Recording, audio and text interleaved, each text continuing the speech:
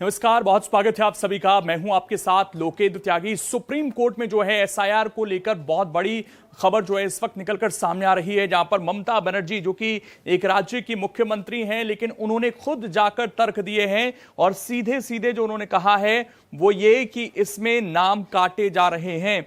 सिर्फ नाम काटने के लिए एसआईआर हो रहा है और कोर्ट ने इलेक्शन कमीशन और केंद्र से अब इस पूरे मामले को लेकर जवाब मांगा है। क्या कुछ आज दलीलें पेश की गई हैं कोर्ट के अंदर, क्योंकि 2003 के बाद ममता बनर्जी आज खुद कोर्ट पहुंची, वहां पर उन्होंने अपना पक्ष रखा, उन्होंने इजाजत मांगी कोर्ट के सामने कि वो इस पूरे मामले पर बोलना चाहती हैं। उन्हें वो इजाजत दी गई और उन्होंने अपनी बात जो है वहां पर रखी है। आपको बता दें कि ममता बनर्जी ने लॉ की पढ़ाई की हुई है। 2003 के बाद ये पहला मामला है और एक मुख्यमंत्री के होने के नाते भी ये पहला मामला है जब एक मुख्यमंत्री खुद कोर्ट में जो है दलीलें पेश कर रही थी और बहुत स्ट्रांगली जो है उन्होंने इस चीज को लेकर अपनी बात रखी। और ये मामला इसलिए अहम हो जाता है क्योंकि अगर यहां पर एसआईआर पर सवाल उठ रहे हैं पश्चिम बंगाल के अंदर, तो एसआईआर तो और राज्यों में भी हुआ है। अगर यहां पर कोर्ट कहीं ना कहीं ये कन्विंस होता है कि यहां गड़बड़ियां हैं, तो फिर सवाल ये भी है कि क्या पूरी प्रक्रिया सवालों के घेरे में तो नहीं आ जाएगी। क्या कुछ आज कोर्ट के अंदर हुआ है वो जरा विस्तार पूर्वक जो है एक एक कर हम जानने की कोशिश करते हैं। सुप्रीम कोर्ट में आपको बता दें कि इसको लेकर आज सुनवाई हुई और पश्चिम बंगाल की ममता बनर्जी, मुख्यमंत्री ममता बनर्जी खुद वकीलों के बीच मौजूद थी। जो तस्वीर भी मैंने आपको दिखाई, इस तस्वीर में आप देख सकते हैं सुबह वो आ गई थी कोर्ट, इसीलिए सुरक्षा के भी कड़े इंतजाम थे और यहां पर खुद जो है वो इस पूरे मामले में बोलती हुई नजर आई। अगर हम बात करें कि कौन इस पूरे मामले की सुनवाई आज कर रहे थे, तो इस मामले की सुनवाई जो है मुख्य न्यायाधीश सूर्यकांत, न्यायमूर्ति जॉय माल्य बागची और विपुल एम पंचोली की पीठ ने जो है इस पूरे मामले को आज सुना है। सुनने के बाद जो है इसमें इलेक्शन कमीशन को अब जवाब देने के लिए कहा गया है। नोटिस इसमें जारी किया गया है। मुख्य न्यायाधीश ने कहा कि उन्हें पश्चिम बंगाल के अपने 2 साथी न्यायाधीशों से जानकारी मिली जिन्होंने पास प्रमाण पत्र जारी करने की प्रक्रिया समझाई और इसी समझ के आधार पर इस मुद्दे को शामिल किया गया है। मामले में सीएम ममता बनर्जी का पक्ष रखने वाले वरिष्ठ अधिवक्ता श्याम दीवान ने भी अपनी बात जो है इस पूरे मामले को लेकर रखी।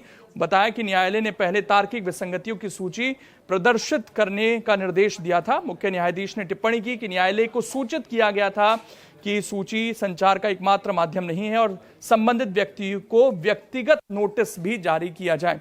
इस तरीके से इस पूरे मामले की सुनवाई होती है। आगे इसमें जो दलीलें पेश की गई हैं उनको भी एक एक कर जो है हम समझने की यहां पर कोशिश करते हैं कि क्या कुछ दलीलें जो हैं इसमें रखी गई हैं। ये देखिए कोर्ट के अंदर का ये पूरा नजारा एक बार फिर से आप देख लीजिए, जहां पर ममता बनर्जी और बहुत सारे जो वकील हैं इस पूरे मामले को लेकर अपना पक्ष रखते हुए कोर्ट के सामने नजर आए। 32 लाख मतदाता सूचीबद्ध नहीं, ये बंगाल सरकार का इसमें तर्क जो है वो सामने आया कोर्ट के सामने। अधिवक्ता जो थे श्याम दीवान, जैसा मैंने आपको बताया कि वो यहाँ पर ममता बनर्जी यानी कि सरकार की तरफ से पक्ष रख रहे थे। उन्होंने न्यायालय से याचिकाकर्ता के संक्षिप्त नोट पर विचार करने का आग्रह किया और बताया कि इस प्रक्रिया को पूरा करने के लिए केवल 4 दिन शेष हैं। एक ये बड़ा विषय जो है निकलकर सामने आया कि भाई जो 2 साल की प्रक्रिया थी वो कुछ महीनों में कैसे की जा सकती है। ये सवाल भी जो है आज ममता बनर्जी ने भी उठाया और यहाँ पर वकीलों द्वारा उठाया गया। उन्होंने कहा कि 32 लाख मतदाता सूचीबद्ध नहीं हुए हैं, 1.36 करोड़ नाम तार्किक विसंगति सूची में है और 63 लाख मामलों की सुनवाई अभी लंबित है। तो ये तर्क दिया गया। उन्होंने ये भी बताया कि 8300 सूक्ष्म पर्यवेक्षकों को नियुक्त किया गया है जो संविधान के तहत परिकल्पित श्रेणी नहीं है। दीवान ने आगे कहा कि निवास प्रमाण पत्र, आधार और ओबीसी प्रमाण पत्र सहित कई स्वीकृत दस्तावेजों को अस्वीकार किया जा रहा है। ये भी आज यहां पर सरकार की तरफ से कहा गया कि जो वैध हमारे दस्तावेज हैं उनको स्वीकार नहीं किया जा रहा है और 4 से 5 घंटे तक कतारों में लोगों को खड़ा होना पड़ रहा है। ये तर्क भी जो है यहां पर दिया गया। इसके बाद जज और वकीलों के बीच जो है बहस देखने को मिलती है। यहां पर क्या तर्क है, न्यायमूर्ति जॉयमाल बागची ने टिप्पणी की कि बंगाल में श्री द्विवेदी का उच्चारण द्विवेदी होगा और बताया कि बंगाली भाषा में वाक की ध्वनि नहीं है। मुख्य न्यायाधीश ने जवाब दिया कि कम से कम उनके नाम का उच्चारण तो सही होगा, जिस पर मुख्यमंत्री ममता बनर्जी ने बीच में ही टोकते हुए कहा कि ऐसा नहीं होगा। वहीं सुनवाई के दौरान वरिष्ठ अधिवक्ता श्याम दीवान ने बताया कि नाम संबंधी विसंगतियों के कारण सीमित समय का एक बड़ा हिस्सा बर्बाद हो रहा है। यानी कि पश्चिम बंगाल में जो नामों का उच्चारण होता है वो भी एक बड़ी बाधा बन रहा है और मतदाताओं को गंभीर असुविधा हो रही है। मुख्य न्यायाधीश ने भारत निर्वाचन आयोग के वरिष्ठ अधिवक्ता राकेश द्विवेदी से पूछा कि कुछ विसंगतियां स्थानीय बोली और उच्चारण में भिन्नता के कारण उत्पन्न होती हैं और इस तरह की समस्याएं पूरे देश में होती हैं। यानी कि नाम का जो उच्चारण है उसमें भी कहीं ना कहीं कंफ्यूजन होता है और कई लोगों के नाम कट जा रहे हैं। इसके बाद जो है ममता बनर्जी बोलती हैं, उन्होंने कहा कि सिर्फ नाम हटाने के लिए जो है एसआईआर का इस्तेमाल हो रहा है। ये बड़ी बात जो है उनकी तरफ से कही गई। इस दौरान पश्चिम बंगाल की मुख्यमंत्री ममता बनर्जी ने कहा कि वो ठोस उदाहरण दे रही हैं और प्रमुख समाचार पत्रों में प्रकाशित तस्वीरें भी दिखा सकती हैं, इसका जिक्र किया। उन्होंने कहा कि एसआईआर प्रक्रिया का उपयोग केवल नाम हटाने के लिए हो रहा है।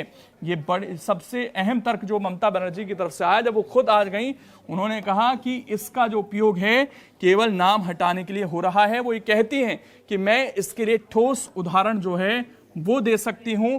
उन्होंने बताया कि कई समाचार पत्रों में ऐसी तस्वीरें प्रकाशित हुई हैं। उदाहरण देते हुए मुख्यमंत्री ममता बनर्जी ने कहा कि जब कोई बेटी शादी के बाद अपने ससुराल जाती है तो सवाल उठते हैं कि वो अपने पति का उपनाम क्यों इस्तेमाल कर रही है। उनके अनुसार ऐसी कई महिलाओं के नाम एक तरफा तरीके से मतदाता सूची से हटा दिए गए। आगे उन्होंने कहा कि फ्लैट खरीदने या निवास स्थान बदलने वाले गरीब लोगों के नाम भी हटाए जा रहे हैं। सीएम ममता बनर्जी ने आरोप लगाया कि इन परिस्थितियों के बावजूद अधिकारी ऐसे मामलों को गलत मानचित्रण बताकर अदालत के पूर्व निर्देशों का उल्लंघन कर रहे हैं। तो ये जो दलीलें हैं यहां पर, ये ममता बनर्जी की तरफ से इस पूरे मामले को लेकर दी गई। आगे क्या कुछ रहा, चुनाव से पहले बंगाल को निशाना बनाया जा रहा है। वो इस पूरे मामले को लेकर यहां पर राजनीतिक बयान भी देती नजर आई। उन्होंने साफ तौर पर यह कहा कि बंगाल में चुनाव है इसलिए निशाना बनाया जा रहा है। अदालत के आधार कार्ड को मान्यता देने के निर्देश के बाद बंगाल के लोगों को राहत मिली। ये उन्होंने कहा कि आधार कार्ड को अगर इसमें मान्यता नहीं दी जाती तो और लोगों को दिक्कत हो रही थी। उन्होंने बताया कि अन्य राज्यों में निवास प्रमाण पत्र और जाति प्रमाण पत्र जैसे दस्तावेज स्वीकार किए जाते हैं, जबकि चुनाव की पूर्व संध्या पर केवल बंगाल को ही निशाना बनाया जा रहा है। सीएम ममता बनर्जी ने सर्वोच्च न्यायालय से यानी कि सुप्रीम कोर्ट से कहा कि वो इसी राज्य की निवासी हैं और न्यायालय की इस दयालुता के लिए आभारी हैं। उन्होंने कहा कि जब न्याय बंद दरवाजे के पीछे पुकार रहा होता है तब ऐसा लगता है कि कहीं भी न्याय नहीं मिल रहा। ये बात वो मुख्यमंत्री होने के नाते कह रही हैं, कोर्ट का यहां पर शुक्रिया कहते हुए भी नजर आई। और उन्होंने कहा कि दरवाजों के पीछे अगर इस तरह की चीजें होंगी तो न्याय कैसे मिलेगा। मुख्यमंत्री ने न्यायालय को सूचित किया कि चुनाव आयोग को 6 पत्र लिखे जा चुके हैं। स्वयं को बंधुआ मजदूर बताते हुए उन्होंने इस बात पर जोर दिया कि वो किसी राजनीतिक दल के लिए नहीं बल्कि एक व्यापक उद्देश्य के लिए यहां पर लड़ रही हैं। तो वो ये कहती हैं कि मामला सिर्फ टीएमसी तक नहीं रखा जाए, वो एक व्यापक उद्देश्य के लिए यहां पर लड़ रही हैं। और उन्होंने कहा कि मैंने चुनाव आयोग को जो है 6 बार पत्र लिखे हैं इस चीज को लेकर, लेकिन उनकी जो सुनवाई है वो यहां पर नहीं हो रही। इस चीज का जिक्र भी जो है ममता बनर्जी करते हुए यहां पर नजर आती हैं। इसके बाद उन्होंने आरोप लगाया कि मतदाता पंजीकरण अधिकारियों को प्रभावी रूप से उनके अधिकार छीन लिए गए हैं। यानी कि वो ये कह रहे हैं कि ईआरओ जो हैं उनके अधिकार छीन लिए गए हैं, जिन्हें भाजपा शासित राज्यों से लाए गए 8300 सूक्ष्म पर्यवेक्षकों की तैनाती द्वारा दरकिनार कर दिया गया है। ये सीधा आरोप जो है उन्होंने बीजेपी पर यहां पर लगा दिया और ये कहा कि बाहर से लोगों को लाया गया। उन्होंने दावा यह भी किया कि सूक्ष्म पर्यवेक्षक बिना उचित सत्यापन के कार्यालयों में बैठे बैठे ही नाम हटा रहे हैं। ये एक इंपॉर्टेंट तर्क जो है यहां पर ममता बनर्जी कोर्ट के सामने रखती हैं कि भैया दफ्तरों से ही काम हो रहा है, बैठे बैठे बाहर नहीं जा रहे हैं लोग। उन्होंने आगे आरोप लगाया कि फॉर्म 6 भरने की अनुमति नहीं दी गई, जिसके परिणाम स्वरूप लाखों नाम हटा दिए गए और उनके अनुसार कई जीवित व्यक्तियों को गलत तरीके से मृत भी घोषित किया गया है। यह भी ममता बनर्जी ने कोर्ट के अंदर कहा। उन्होंने इन कार्रवाइयों को महिला विरोधी भी पूरी तरीके से बताया है। तो ये तर्क जो है ममता बनर्जी की तरफ से निकलकर सामने आए। अब आगे इस पूरे मामले में क्या, ये भी यहां पर जानना बेहद जरूरी हो जाता है। दरअसल अब 9 फरवरी को जो है इस पूरे मामले की सुनवाई होगी, ये भी आप जान लीजिए। क्योंकि आज इस पूरे मामले पर पक्ष रखा गया। ममता बनर्जी खुद पहुंची। अब कोर्ट ने 9 फरवरी की तारीख मुकर्रर की है।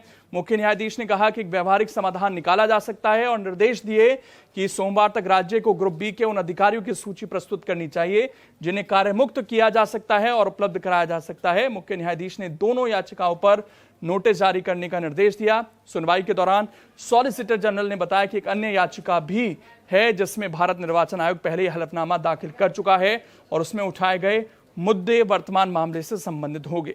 मुख्य न्यायाधीश ने निर्देश दिए कि उक्त मामले पर भी सोमवार को सुनवाई की जाए और कहा कि न्यायालय उस दिन इससे संबंधित सभी मुद्दों पर सुनवाई करेगा। सीएम ममता ने इसके बाद जो है ये कहा कि आपका शुक्रिया और इसकी जो अगली तारीख है वो सामने आ गई है 9 फरवरी। ये इंपॉर्टेंट डेट अब यहां पर रहने वाली है जिस पर सुनवाई होगी। ईसीआई के एसआईआर से जुड़े आदेश रद्द करने की जो है इसमें मांग भी की जा रही है। तो ये कुल मिलाकर आज जो तर्क हैं यहां पर ममता बनर्जी की तरफ से दिए गए। ये सुप्रीम कोर्ट जब वो पहुंची उस वक्त की तस्वीरें हैं और आज सुबह से जो है गहमा गहमी का माहौल था, लेकिन पूरी तरीके से तर्कों को कोर्ट ने सुना। यहां पर जो मुख्य बातें निकलकर सामने आई वो यही कि एक तो नाम को लेकर कई लोगों के नाम जो हैं कट गए क्योंकि वहां पर बंगाली में उच्चारण अलग है। दूसरा ये उन्होंने कहा कि बाहर से लोगों को बुलाया गया और वो काम नहीं कर रहे हैं ठीक से, ये तर्क दिया गया। इसकी वजह से भी जो है कई लोगों के नाम काटे जा रहे हैं। साथ ही जो बड़ी मांग है सरकार की, पश्चिम बंगाल सरकार की, वो ये है कि जिस वोटर लिस्ट पर पहले चुनाव हुए अभी एसआईआर की प्रक्रिया को रोककर उसी वोटर लिस्ट के आधार पर, जहां बंगाल में जल्द चुनाव है, उसी आधार पर चुनाव कराए जाएं। अब देखिए ये मांग पूरी होती है नहीं, क्योंकि इसे कहीं ना कहीं बीजेपी दूसरी तरीके से दिखाने की कोशिश करती है कि ये चुनाव से पहले का डर है, इस वजह से इस तरह की बातें जो हैं कही जा रही हैं। लेकिन यहां पर ममता बनर्जी ने साफ तौर पर अब अपने तर्क रख दिए हैं। वो खुद मैदान पर आई हैं। इससे पहले आपको याद होगा जब ईडी की कार्रवाई थी तब वो खुद पहुंच गई थी वहां पर, बाकायदा वो सारी फाइल लेकर आ गई थी। उस मामले को लेकर भी केंद्रीय एजेंसियों ने कहा कि ये सरकारी जो काम है उसमें कहीं ना कहीं व्यवधान पैदा करने की कोशिश है। लेकिन ममता बनर्जी ने कहा कि चुनाव से पहले हमारा डेटा चोरी किया जा रहा था और दूसरी पार्टी के यहां अगर इस तरह की कार्रवाई होगी तो फिर क्या करेंगे। बीजेपी पर, गृह मंत्री पर सीधे सवाल उठाए थे और अब कोर्ट में भी वो ये कह रही हैं कि ये लड़ाई सिर्फ बंगाल की नहीं है, बड़े उद्देश्य के साथ वो लड़ रही हैं। तो ये तमाम तर्क जो हैं, तमाम दलीलें जो हैं ममता बनर्जी की तरफ से कोर्ट के अंदर आज रखी गई। बाकी इस पर आपकी क्या राय है कमेंट कर जरूर बताइए। अगर आप ये वीडियो YouTube पर देख रहे हैं तो हमारे चैनल को सब्सक्राइब कर बेल आइकन दबाएं और Facebook पर देख रहे हैं तो हमारे पेज को लाइक करें।